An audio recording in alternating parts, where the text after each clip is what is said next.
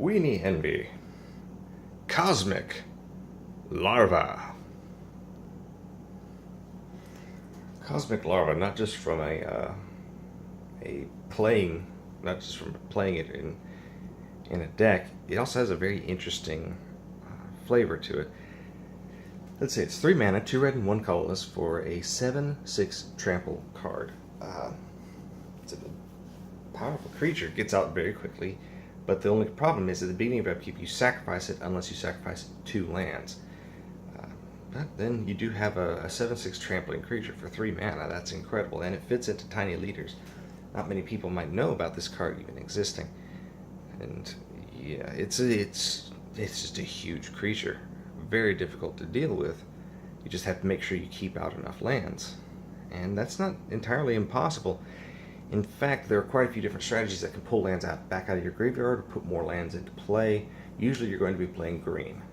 And this works very nicely as a finisher card, because if you're playing any kind of a strategy where you get out extra lands and perhaps you make your opponent unable to target your creatures, or any number of things, a 7/6 trampler for 3 mana is going to get in and deal a lot of damage very quickly.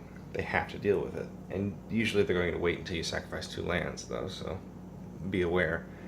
Be wary. But one of the interesting things, read the flavor text. For millennia they wandered from plane to plane, devouring all metal. Finally, their wanderings are over. If this is the cosmic larva, then, I mean, I don't know the story from original Mirrodin. It makes you wonder what could happen. It's a creature, a species that can wander from a planeswalking species of creature, much like perhaps the Eldrazi, or perhaps even slivers. Although it's not proven that slivers can do that just yet, there are a lot of indications that point to the fact that they could. So the cosmic larvae, are they perhaps Eldrazi in origin? Are they all kinds of what happens when the larva hatches? I need to read up about them. Yeah, it's a decent card. 7/6 for 3. If you get it out late, you'll have plenty of lands to sacrifice. If you don't get it out late, you get it out early and you can play extra lands, you can possibly win the game very, very quickly.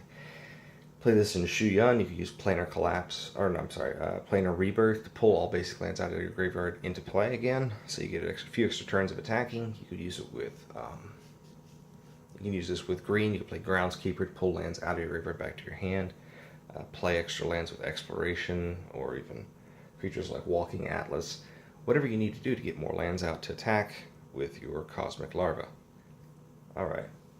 I think I've exhausted just about everything I can talk about Cosmic Larva. So we'll call the video here. I hope you're having a wonderful morning, wonderful afternoon, or wonderful evening. I hope tomorrow's even better. Take care, everybody. Watch out for those Cosmic Larva.